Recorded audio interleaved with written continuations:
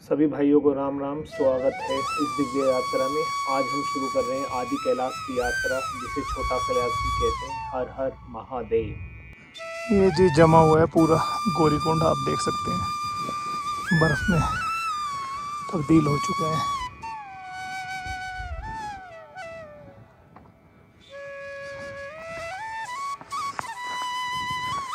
और एक कुंड दूसरी तरफ भी है, आपको दिखाते हैं। हाँ, गुंजी पे होंगे तभी।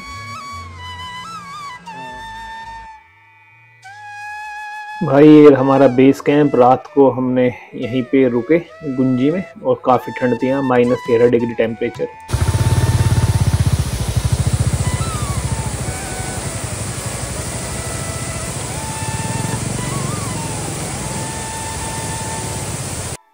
हम अपनी यात्रा शुरू करेंगे धारचूला से, नेपाल सीमा के पास बसे एक शांत और खूबसूरत कस्बे से, और आगे बढ़ेंगे कैलाश नदियों, घाटियों और बर्फीले पहाड़ों और शिव की अनंत महिमा के बीच से। तो चलते हैं नेपाल बॉर्डर को क्रॉस करके नेपाल के अंदर। ये है भाई धारचूला और नेपाल बॉर्डर, और ये यहाँ पर एक पुल है, इसे पार करके सामने जाते हैं नेपाल में। ये जितने घर हैं सामने वो सब नेपाल में हैं।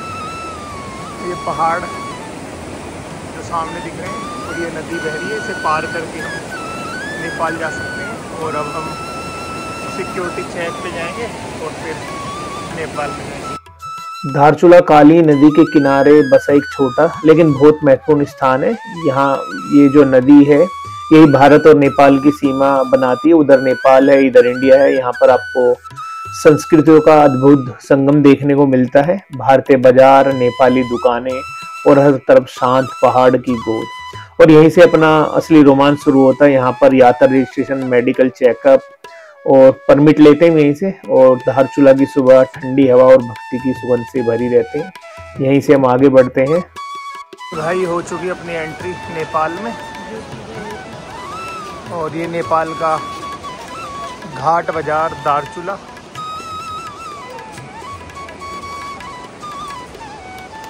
यहीं पे ही सामने आपको सिम मिल सकती है। सिम अगर आपको चाहिए नेपाल की, पुल पार करते ही। ये धारचूला से थोड़ी दूरी पर आता है नेपाल बॉर्डर। एक छोटा सा पुल पार करके आप नेपाल की धरती पर पहुंच जाते हैं। यहाँ लोग एक दूसरे से बेहद मेलजोल से रहते हैं। सीमा तो है लेकिन दिलों में कोई दूरी नहीं। बॉर्डर पार करते ही नज़ारे बदलने लगते हैं। संकीर्ण रास्ते, छोटी छोटी दुकानें और शांत पहाड़ी जीवन। यात्रा यहाँ से मुश्किल भी होती है और खूबसूरत भी होती है। भाइयों हम हैं अब नेपाल में, और नाश्ता हमने यहीं करा है। आप मेरे पीछे देख सकते हैं, वो भारत है उस साइड, और अभी हम नेपाल में खड़े हैं।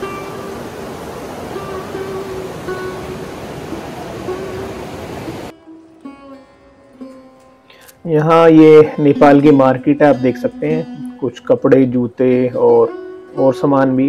कपड़े यहाँ थोड़े महंगे हैं क्योंकि नेपाल में कुछ ऐसा बनता नहीं है, सब चाइना से इंपोर्ट होके आते हैं। और ये जो मोस्टली इनका जो व्यापार होता है इसी पुल के थ्रू होता है इस साइड। लेकिन यहाँ पे ड्राई फ्रूट वगैरह मिल जाते हैं। अखरोट काफ़ी अच्छे थे और खाना पीना भी काफ़ी अच्छा था। आगे बढ़ते हुए रास्ता धीरे धीरे ऊंचाई पकड़ता है। चारों तरफ ऊंचे ऊंचे पहाड़, बीच में बहती नदी और हवा में एक अलग ही शुद्धता। रास्ते में कई झरने मिलते हैं, कुछ तो इतने बड़े हैं जैसे पहाड़ खुद आशीर्वाद बरसा रहा हो। यात्रा का हर नया दृश्य दिखाता है, कहीं घने जंगल, कहीं खुली घाटी और बर्फ से ढकी चोटियां। यही वह पल है जो जब मन अंदर से कहता है सच में यह शिव की भूमि है। और ये जो है हम जो है पहुंच गए ये गुंजी गांव। ये छोटा सा गांव समुद्र तल से लगभग 3200 मीटर ऊंचाई पर है। आदि कैलाश और ओम पर्वत दोनों यहाँ से आसपास है। गुंजी पहुंचते ही हमें दो चीज महसूस होती है। पहली शरीर को थकान, दूसरी मन को अद्भुत शांति। यहाँ पर आईडीपीबी और स्थानीय प्रशासन और कई संगठनों की टीमें यात्रियों को उनकी पूरी हेल्प करती हैं। और गुंजी में रुकते हुए आप महसूस करते हैं कि हवा में कुछ अलौकिक है। यहाँ चारों ओर बर्फीले पहाड़, दूर तक की फैली घाटियाँ और आसमान इतना साफ है कि रात में तारे छूने जैसा लगता है।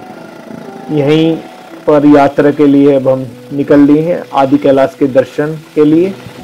कई लोग कहते हैं कि गुंजी की यह रात जीवन भर याद रहती है, क्योंकि यहाँ से शिव की ऊर्जा महसूस होना शुरू हो जाता है। धारचूला से गुंजी तक की यह यात्रा सिर्फ एक यात्रा नहीं, एक अनुभव है। कठिन रास्ते, कड़क ठंड, ऊंचाई, सब कुछ मिलके हमें विनम्र बना देते हैं। इसी पूरी यात्रा में बस एक ही भाव आता है, शिव और केवल शिव। अगर आपको यह यात्रा पसंद आई तो आप हमारे चैनल को जरूर सब्सक्राइब, क्योंकि आगे हम दिखाएंगे आपको आदि कैलाश के दर्शन। तो चलिए बने रहिए इस यात्रा में हमारे साथ। हर हर महादेव। तो गुंजी से जो है लगभग 38 किलोमीटर हमें जोलीकोंग जाना है, जहाँ पे रोड खत्म हो जाती है और बीच में एक गांव पड़ता है नबी 3 किलोमीटर बाद गुंजी के। और ये देखिए आप खूबसूरत नदी रास्ते में, ये वहीं से ऊपर से आदि कैलाश से ही बह के आ रही है। पूरा रास्ता इतना सुंदर है कि मन में रोमांच भर देता है। पहाड़, धूप, कभी बादल आ जाते हैं बिल के पास, बिल्कुल जो है अब मतलब रोमांच सा भर जाता है। यूँ लगता है कि बस स्वर्ग में आ गए हैं। और बीच में एक कुटी पड़ेगा जो कि चेक पोस्ट है। वहाँ पर जो है आईटीबीपी के जवान होते हैं, जो हमने पास बनवाया था धारचूला से, वो यहाँ पे चेक करते हैं कि भाई हमारे पास ILP इनर लाइन परमिट है या नहीं, और उसके बाद ये हमें आगे जाने देते हैं आदि कैलाश के दर्शन करने के लिए। और वहीं पर माता का सरोवर है और पार्वती माँ का एक मंदिर भी है, उसके भी हम दर्शन करेंगे।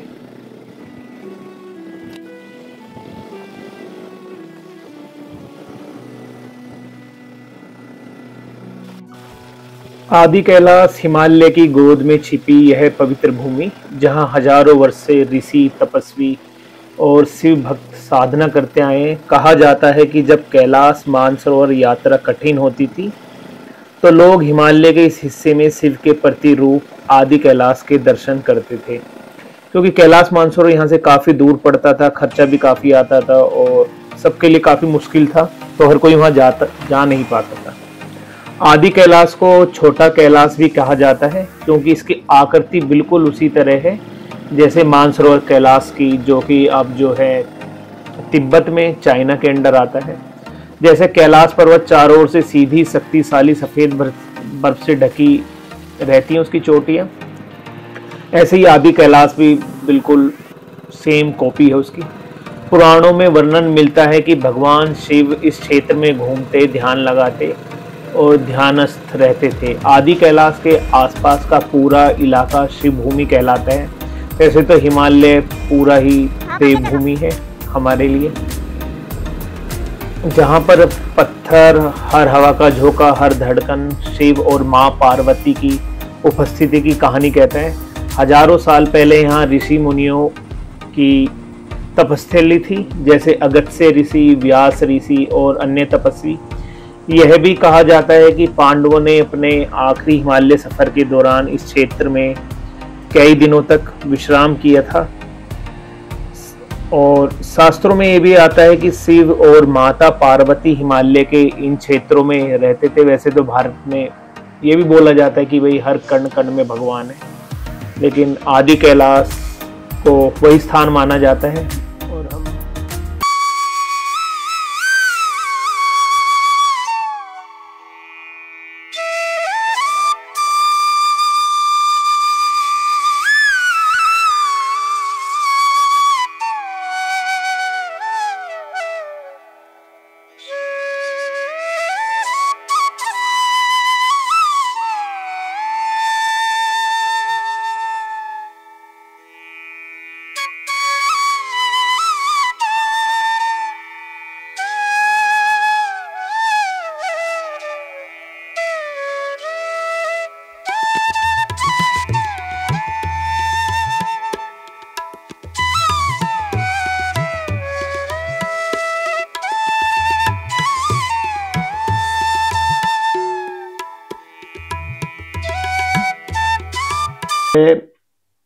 एंड हो गया इस रोड का, लेकिन अभी 1 किलोमीटर जो है माता का सरोवर है, वहाँ के लिए भी रोड बननी है। यहाँ पे लिखा है स्टार्ट। ये जोलीकोंग है, last end of the road. और टोटल 36 किलोमीटर का है और 16 यहाँ से कुटी पड़ता है, जहाँ पे हमने पास वगैरह चेक कराया था।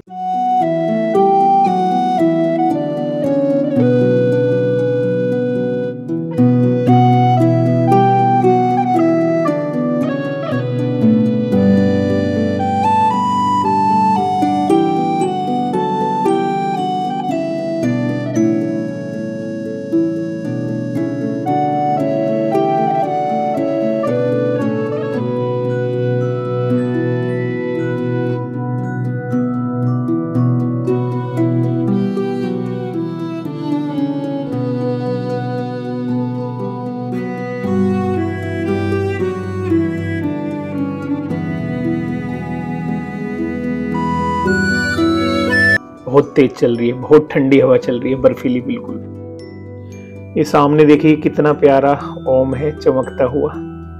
ये स्थान पूरा ही जो है ऊर्जा से भरा हुआ है।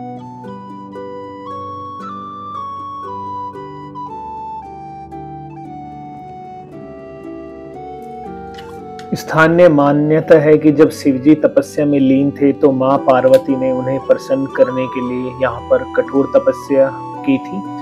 उनकी तपस्या से प्रसन्न होकर भगवान शिव ने कहा था, यह स्थान अब सदा तुम्हारी शक्ति से भरा रहेगा और कोई भी यहाँ आएगा तो उसे शांति और बल मिलेगा जो तुम्हारे ध्यान से उत्पन्न हुआ है। इसलिए पार्वती कुंड के आसपास का क्षेत्र शक्ति की ऊर्जा से भरा माना जाता है। अब जो हम चल रहे हैं, माँ पार्वती का मंदिर है, यहाँ पे पार्वती सरोवर है। यह मंदिर जो है माँ पार्वती के लिए डेडिकेटेड है। यहाँ पर जो सरोवर है थोड़ा छोटा है लेकिन दिव्य सरोवर है, इतना भी छोटा नहीं है लेकिन कंपैरेटिवली मानसरोवर लेक से काफी छोटा है। एकदम पर्वतों के बीचों बीच है। यहाँ की जो हवा में बहुत ऊर्जा है और अलग ही महसूस होती है, जैसे कि हम माँ की गोद में आ गए एहसास होता है। कथा है कि इसी सरोवर के तट पर माँ पार्वती ध्यान करती थी। कई ऋषियों ने लिखा है इस सरोवर का जल इतना पवित्र है कि इसमें सिर्फ हाथ डुबोने से ही मन शांत हो जाता है। यहाँ इतनी ऊर्जा है। कुछ यात्रियों ने लिखा है कि सरोवर के पानी में शिव के त्रिशूल जैसी आकृतियां कभी कभी दिखाई देती हैं और ये भी कहा जाता है कि माँ पार्वती इसी सरोवर के किनारे भगवान शिव के साथ बैठकर ध्यान लगाया करती थी और यहाँ उनकी शक्ति इतनी प्रबल है कि यहाँ खड़े होकर हर भक्त एक अजीब सी शांति और ऊर्जा महसूस करता है। पार्वती सरोवर का जल कभी नहीं सूखता पूरे साल और बर्फीले पहाड़ों से पिघलकर जो बर्फ आती है उससे हमेशा भरा रहता है। इसकी पानी का एक एक बूंद अमृत समान है। यहाँ पर हमने कुछ पक्षी भी देखे जो देख के बड़ा अद्भुत लगा। कितनी हाइट पर इतनी ठंड में भी पक्षी हैं।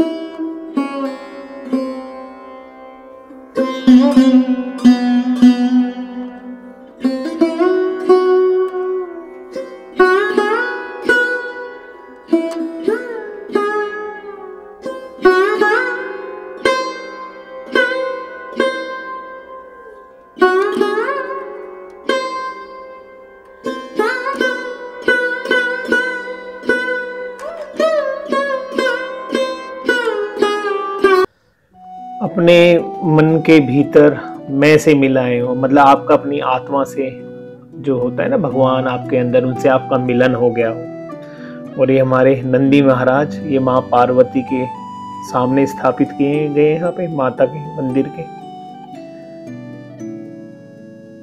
और यहाँ पर जो है ऐसा आके लग रहा है कि जो शिव सिर्फ मंदिर में नहीं यही सामने है, हवा की ठंडक में है, बर्फ की शांति में है और हमारे मनों की धड़कनों में है।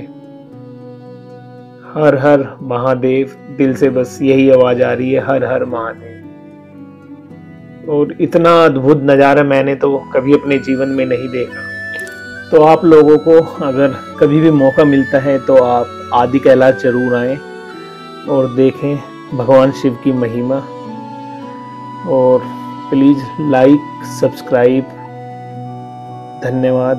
हर हर महादेव, हर हर महादेव। वैसे तो यहाँ से जाने का मन ही नहीं कर रहा, लग रहा है कि यहीं पे बैठे रहें पूरे दिन, पर आगे सफ़र जारी रखना है और नए तीर्थ स्थल पर जाना है हमें। तो अब समय आ चुका है, टाइम काफ़ी हो गया है और ठंड भी काफ़ी है यहाँ पर कि भाई चला जाए और आप लोगों के लिए एक ऐसे ही खूबसूरत किसी स्थान पर। तो चलिए आपसे विदा लेते हैं और मिलते हैं नेक्स्ट एपिसोड में। आशा है आपको हमारा ये जो है एक छोटी सी कोशिश थी इस चीज़ को वीडियो में समेटने की, और ये आपको काफ़ी पसंद आई हो। धन्यवाद। जय श्री राम। चलो जी।